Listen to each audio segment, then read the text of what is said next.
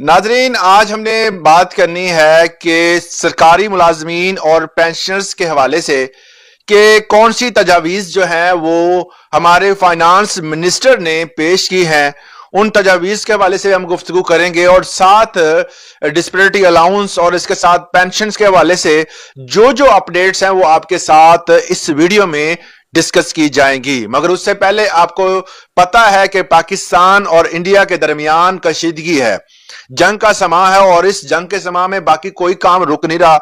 कल के दिन जो है वो एक अहम फैसला हमारे सुप्रीम कोर्ट से सामने आया कि जितने भी सिविलियन के ट्रायल्स हैं वो आम जो है वो सिविलियन जो है उनके ट्रायल फौजी अदालतों में हो सकते हैं। बहुत अहम जो है वो अपडेट थी, एक अहम फैसला था। और इस कशीदगी में जबकि भारत जो है वो पाकिस्तान पर हमला कर रहा है और पाक फौज उसकी जवाबी कार्रवाई का और उसका मुंह तोड़ जवाब दे रही है। जैसे आपको मालूम है कि ये सब तमाम कशीदगी के दरमियान हुकूमती तमाम काम जो है वो चल रहे हैं। इवन के सुप्रीम कोर्ट का मैंने आपको बताया कि फैसला आ गया है कि आम सिविलियन जो हैं उनका ट्रायल भी फौजी अदालतों में हो सकता है। एक बहुत बड़ा फैसला है क्योंकि आपको शायद याद हो कि 9 मई में बहुत सारे ऐसे अफराद जो हैं वो गिरफ्तार हुए थे जिनका ट्रायल अभी पेंडिंग था।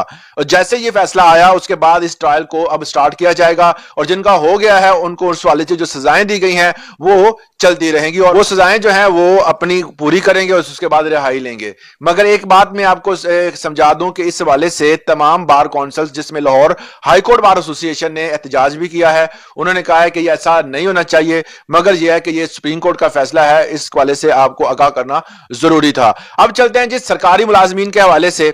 सरकारी मुलाजमीन में पेंशन के हवाले से जो जो अपडेट्स होती हैं, थोड़ी बहुत भी इस हवाले से कोई खबर आती है तो मैं आपके साथ शेयर करना मुनासिब समझता हूं। जिसमें फाइनेंस मिनिस्टर ने जो कि फाइनेंस डिवीजन के साथ मिलने के बाद तमाम तर जो बजट के हवाले से जो तजावीज तैयार की हैं, अक्सर दोस्त सब आप कहते हैं जी ये तजावीज आती कहां से हैं जी, बजट से पहले बजट कब अनाउंस होना है और बजट से पहले ये तमाम चीजें देखें ये हुकूमती नुमाइंदगान ही शेयर करते हैं। तमाम हमारे मेन स्ट्रीम मीडिया सरकारी तौर पर जो हमारे चैनल्स हैं जिसमें पीटीवी सरफरिस्त है, इसके अलावा दूसरे बड़े बड़े चैनल जियो न्यूज है, इसके अलावा जो ARY न्यूज है, समा दुनिया, बहुत सारे ऐसे चैनल्स हैं जो कि इन खबरों को ब्रेक करते हैं। और इस हवाले से आप जो है वो फाइनेंस डिवीजन ने जो बिल तैयार किया है उसके हवाले से, बजट के हवाले से उन्होंने जो तहरीर लिखी थी उसके हवाले से हम आज डिस्कस करने हैं कि जो मेन स्ट्रीम मीडिया ने उन्होंने बताया है कि जो डिस्पेरिटी अलाउंस है वो तकरीबन 30% दिया जाएगा और ये डिस्पेरिटी अलाउंस जो है उन तमाम दोस्तों को, उन तमाम बंदों को दिया जाएगा जो जो बंदे जो है जिनको ऑलरेडी पहले मिल रहा था। ये खबरें आपने बड़ी सुनी होंगी, जिनको पहले मिल रहा था उन्हीं को अब मिलेगा। इवन कि उन्होंने एक लिस्ट भी जारी की थी, मैंने वो अपने व्हाट्सएप चैनल पे शेयर भी की थी कि उस लिस्ट में जो जो नाम शामिल है उनको नहीं मिलना, बाकियों को मिलेगा। मगर अब इसमें थोड़ी सी तब्दीली कर दी गई है। क्या तब्दीली की गई है कि इसमें जो डिफेंस के जितने भी हमारे अदारे हैं, सिविल डिफेंस के अदारे हैं, इवन के ऐसे अदारे जो इसमें पहले शामिल नहीं थे, अब उनको शामिल करने की तजवीज सामने आई है। ये बड़ी खुशाइंदा बात है कि पहले होता था कि जो जो मतलब सिंध में ये नहीं दिया गया था, पंजाब में और वफाकी सतह पर कुछ जगहों पर और बलूचिस्तान में भी कुछ जगहों पर दिया गया था, कुछ मुलाजमीन को दिया गया था, कुछ को नहीं दिया गया था। तो अब जो है वो डिफेंस और जिसके अलावा सिविल डिफेंस और दूसरे अदारे कुछ जो है इसमें शामिल करने की तजवीज सामने आई है। अब जो है वो डिस्पेरिटी अलाउंस इनको भी दिया जाएगा। नंबर 2 पे स्केल रिवाइज होने की तजवीज भी सामने आई है। ये हुकूमती सतह पर जो बातें हो रही हैं उसके बारे में जो मेन स्ट्रीम मीडिया और जो अखबारात में शाया हुआ है उसके हवाले से आपको आगाह किया जा रहा है कि ये तजवीज है। अब दोस्त कहते हैं ये तो जी मीडिया की हद तक है। भाई मीडिया पर अनाउंसमेंट होती है, इंप्लीमेंट गवर्नमेंट जो है वो करती है। अनाउंसमेंट पहले होती है, कोई भी बंदा आकर ऐसे नहीं कहा जाता कि ये हम कर रहे हैं। पहले उस पर तजवीज तैयार होती है, उस पर गौर किया जाता है, उसके बाद मीडिया पर आके बात की जाती है। तो पे स्केल रिवाइज होने के से भी खबरें आ रही हैं ये। और इसके साथ साथ जो पेंशन में इजाफा है, आपको शायद याद हो या ना याद हो, मगर जो रहमान बाजवा अगीगा की टीम जो है वो बहुत स्ट्रगल कर रही है। उनकी स्ट्रगल जो है वो अब नजर भी आ रही है क्योंकि जैसे उन्होंने लेटर लिखे और लेटर्स के बाद जो है वो हुकूमती सतह पर इस वाले से बातें भी स्टार्ट हो गई। लोग कहते हैं जी ये बस ये हुकूमत के साथ मिला हुआ बंदा है, ये फलां है, ये टाउट है, ये बहुत सारी बातें करते हैं। पहले दोस्तों ये सिर्फ और सिर्फ आपके लिए स्ट्रगल हो रही है, इसमें इसमें सिर्फ ये कोई एक बंदा नहीं है कि रहमान बाजवा साहब बजाते खुद जो है वो हर सारा कुछ कर रहे हैं, उनके साथ उनकी अकीका की टीम है, पूरे नुमाइंदगान उसमें शामिल हैं, मगर एक बंदा उनको लीड कर रहा है। मगर ये सिर्फ फर्द वाहिद की सोच नहीं है, बल्कि तमाम तर मुलाजमीन और तमाम तर अदारों में से जो लीडरान है वो जमा होकर इस चीज को लेकर चल रहे हैं और उन्होंने 50% पेंशन के हवाले से अपनी मांग रखी है। मगर हुकूमत ने जो इशारा दिया है, जो हुकूमत ने बताया, उन्होंने कहा कि हम सिर्फ 20% बढ़ाने जा रहे हैं।